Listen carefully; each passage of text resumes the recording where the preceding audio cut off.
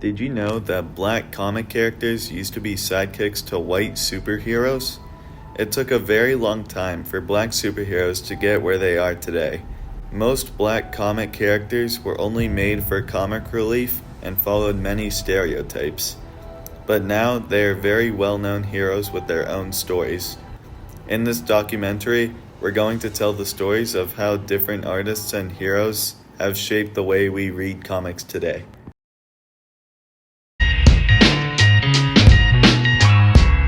The story of black superheroes in comics dates back to 1940 when Will Eisner, a white cartoonist, created Ebony White as a sidekick for the character Spirit.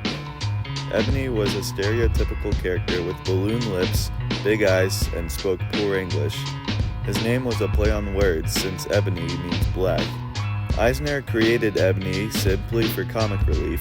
He admitted he was stereotyping the character, but quote-unquote with responsibility, and argued that at the time, humor consisted in our society of bad English and physical difference in identity. A couple years later, in 1942, the sidekick Lothar was introduced in a Mandrake the Magician comic by Lee Falk. He regularly wore a tiger print shirt and, like Ebony, spoke very bad English. In a 1935 comic, he was referred to as Mandrake's quote-unquote giant black slave. But when Fred Fredericks took over in 1965, he made Lothar speak proper English and gave him different clothes, although they mostly had leopard skin patterns. There is no known reason for why he decided to do this. A black comic artist living around this time was Clarence Matthew Baker. He lived in Pennsylvania and graduated high school in the 1940s. He went to art school at Cooper Union, but left soon after because he found work at Iger Studio. At Iger Studios, Clarence started out as the low man on the ladder who would draw pencil backgrounds that would later be inked by the inkers who took credit for his work. He was especially good at drawing good girl art, which is drawing women that are in realistic poses but are often in skimpy clothes. He was well liked by his co-workers for his art skills, but other studios didn't like him because he was black. Because of his excellent drawing skills, he was given his own feature called Sky Girl. Sky Girl was a stewardess that went on all sorts of adventures. He also worked on a lot of jungle superheroes, which were mostly white characters. The one exception is Voodoo, which Baker also worked on. One of his biggest works was on Phantom Lady, which was originally created by another comic book studio in 1943, but after dying out was revived by Iger Studios in 1947. Phantom Lady is about a superhero that uses a black light projector that grants her invisibility, teleportation, and the ability to blind people. This was a standout comic because many of the comics at the time were more about crimes and romance. He worked on Phantom Lady for a while, but even after Baker moved on from that comic, one of the covers he drew was used by Dr. Frederick Watham in his comic that was meant to teach parents about the dangers of comics for children called Seduction of the Innocent. The Phantom Lady cover was chosen for the book because it was quite revealing.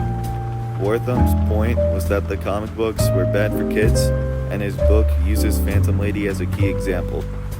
In his later years, Baker freelanced for Atlas Comics. He began to work on a few Western comics, but predominantly illustrated romance comics and a few supernatural and science fiction comics, such as Strange Tales. In the 1950s, he branched off his work and started doing illustrating jobs, eventually having a heart attack and passing away in August of 1959. The main reason for this heart attack was that he had a heart condition, and his final work that was confirmed to be written by him was issue 73 of My Own Romance series. Matt Baker was introduced into the Will Eisner Comic Book Hall of Fame in 2009. Going back to the history of black superheroes, in 1947, Orrin Cromwell Evans, John Terrell, and George J. Evans decided that they had enough with people stereotyping black people in comics, so they founded All Negro Comics. It was one of the earliest comics to be written by and for people of color.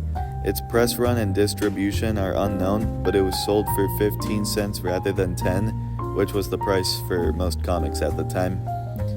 Only one issue of the comic was ever published because Evans couldn't afford the newsprint required. After the release of all Negro comics, it took 18 years for another black comic character to be introduced. Lobo was created by Keith Giffen and Roger Slifer and released by Dell Comics in 1965. The story took place in the Wild West and followed an unnamed gunslinger who was called Lobo by antagonists. However, only 15,000 of the 200,000 copies were sold, and the series only lasted 2 issues. Some retailers refused to carry this book because of the black character lead. 1 year later is when a huge milestone was achieved. In 1966, Marvel released Fantastic Four issue 52, with Stan Lee and Jack Kirby introducing the Black Panther.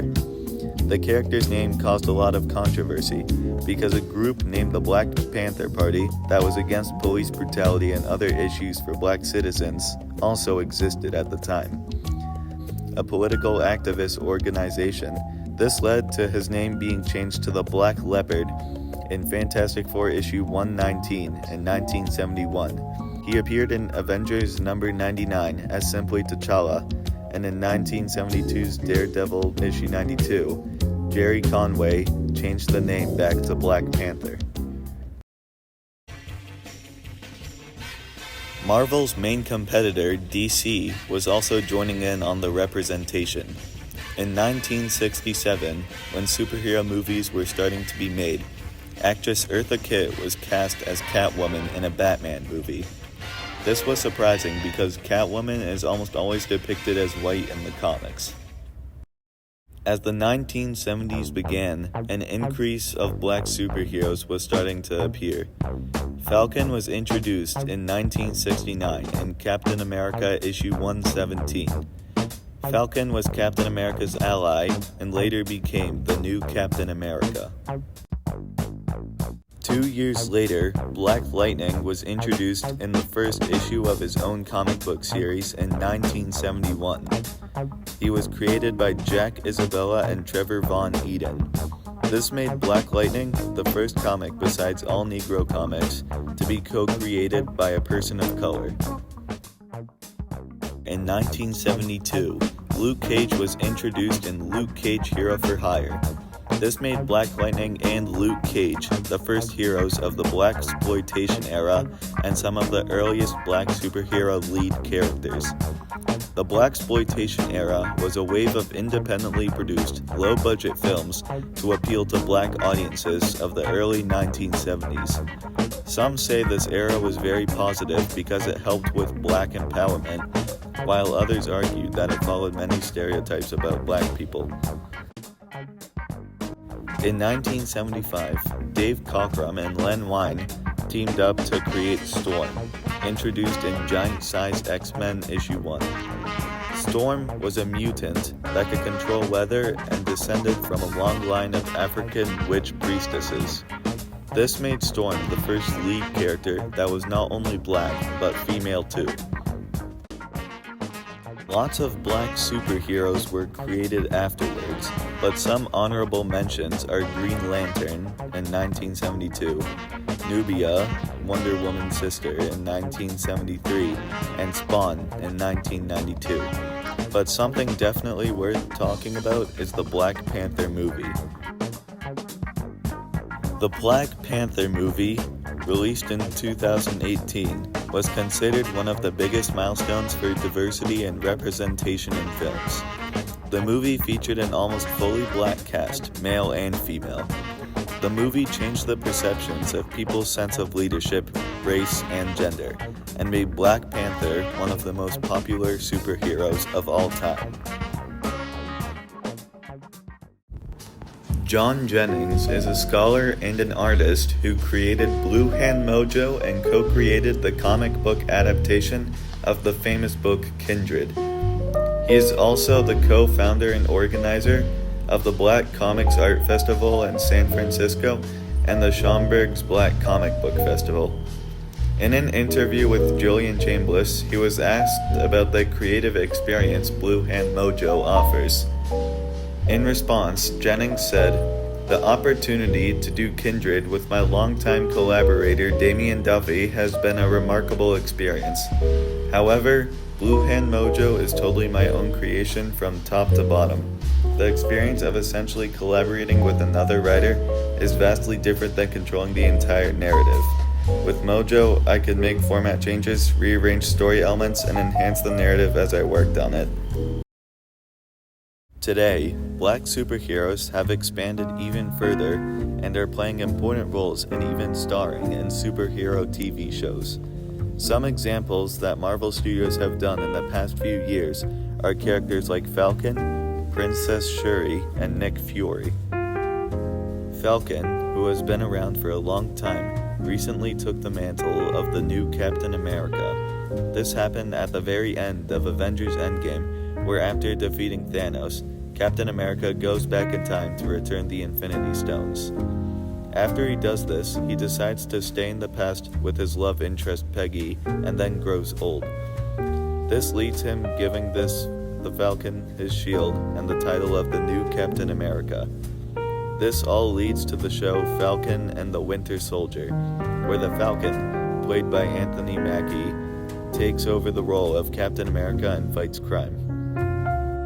Princess Shuri debuted in Black Panther issue number 4, released in 2005, and appeared in both Black Panther movies.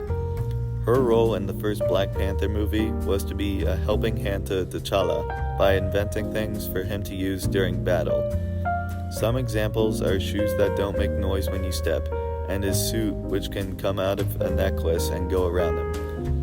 In the second movie, she's the main character and ends up becoming the new Black Panther and saving her country, also known as Wakanda.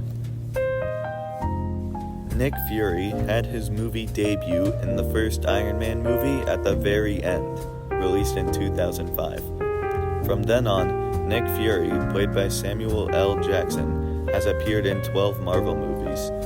He is well known for starting the Avengers by recruiting everyone and was the former director of Earth Defense Group S.H.I.E.L.D. This year, he's going to be the star in the TV show Secret Operations and play a big part in upcoming movie The Marvels. It was a long journey for Black superheroes to become normalized. They went from simple sidekicks to lead characters with their own stories and importance. However, Black comic book artists still face unfair treatment compared to authors of other races, especially in their pay.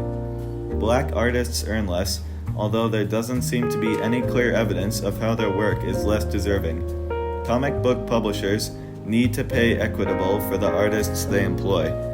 Now you're probably wondering, what can I do to support Black comic book artists and their work? Well, the answer's simple. You could visit your local comic book shop. Seek out comics written by Black artists. Ask the friendly comic book shop owners for recommendations of works they have by Black authors. This not only supports a local business, but increases the success of a Black artist. The more Black artists are supported in telling stories from their perspectives, the richer the comic book universe becomes.